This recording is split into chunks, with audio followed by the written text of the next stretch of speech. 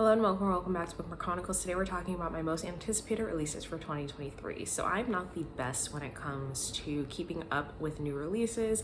However, there are a few things that I am on the lookout for and that I'm hoping I'm going to enjoy. First book on this list will have been released by the time this video goes up, but it's Spare by Prince Harry. He basically has made it clear that he does not care about protecting the royal family anymore and that his focus is his family, so I'm really interested to see what he has to say. I also really want to watch the Harry and Meghan documentary on Netflix, and hopefully I will get to that soon. But this is one that I'm definitely looking forward to because I have always slightly been intrigued by the royal family, mainly because of Diana though, and so I feel like Harry really follows after Diana, and so I'm interested to see what he has to say and what he's willing to reveal. The next book will be released on January 24th. It's Spice Road. From my understanding, this is the first in a YA fantasy series where spices have something to do with the magic system. I remember watching someone else explain it and I was like, ooh, that sounds interesting. But did I go and read the synopsis? Of course not. But I do know someone who is reading it right now, and I will be checking in with them to see if they enjoyed it, but it sounded good from what another person said about it.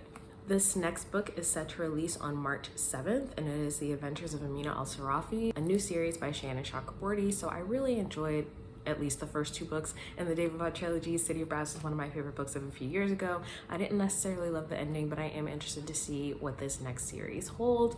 I'm not huge on pirate type things, but I'm still interested to try it. The main character in this is also in her 40s, which I think will be interesting because I don't feel like I read a lot of fantasies where the protagonist is a little older. So I am really looking forward to this one, and I hope that I enjoyed as much as I love City of Brass. This next book is an honorable mention because I'm not quite caught up in this series yet, but it's Master of Souls by Rena Barron. This is set to release on April 11th, and I loved Kingdom of Souls, the first book in this series. In this, we're following Ara, who is the daughter of two very powerful witch doctors, but she doesn't have any magic. She is so desperate that she is willing to do anything, include trade years of her life in order to gain magic. I love this book so much. I haven't yet read Reaper of Souls, even though I do own it. So hopefully if I enjoy the second book, I will continue the series. Another honorable mention set to release on May 23rd is The Battle Drum. This is the sequel to The Final Strife.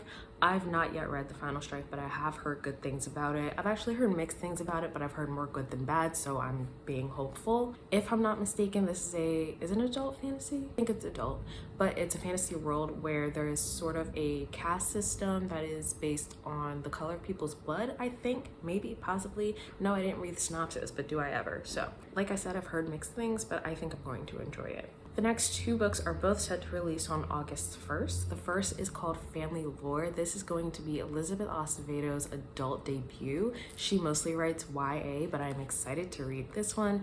From what I remember, it is about three sisters, and one of them can see people's deaths. So when that sister calls the family together to have a celebration, the other sisters are asking, have you seen your death? Have you seen someone else's death? What's going on? And she doesn't want to tell them, but it turns out that the other sisters also have some secrets that they are keeping, and I believe it is sort of a intergenerational story, so the children of those sisters are also involved.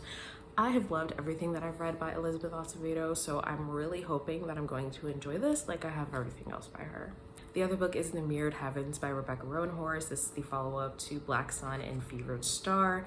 I loved Black Sun. It was my favorite book of 2022, and I didn't love Fevered Star, but I'm still holding out hope that this next book is going to be worth it. In book one, we are following three different characters whose stories are starting to converge. One of them is the Sun Priestess, the other one is a disgraced loner, and the third one is essentially a god among humans, and I'm just so intrigued by this story. It's so well written, and I wasn't expecting to enjoy it as much as I did, but I'm really hoping that this third book is going to be everything that we've all been hoping for because so many of us were disappointed by Fevered Star. Next, we have a YA sci-fi set to release on August 29th, the sequel to Iron Widow, Heavenly Tyrant. I am so excited for this book. I've already pre-ordered it. I will definitely be rereading Iron Widow, and I can't wait to see what happens. I don't read a lot of sci-fi, so for a sci-fi to be one of my best books of 2021, beat Raybearer and be YA, it's a big deal. So I'm really looking forward to this one. I really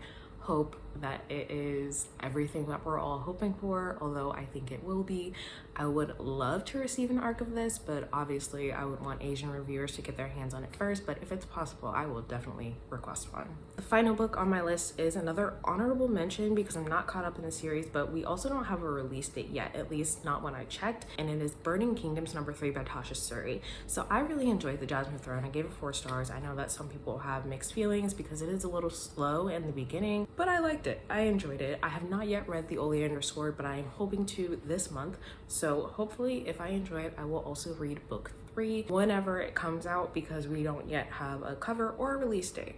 So those are all of my anticipated releases at the moment. Let me know if you are looking forward to any of these or what other books you're looking forward to that you think I might like as well. Otherwise, that's all I have for you today, and I'll see you in the next video.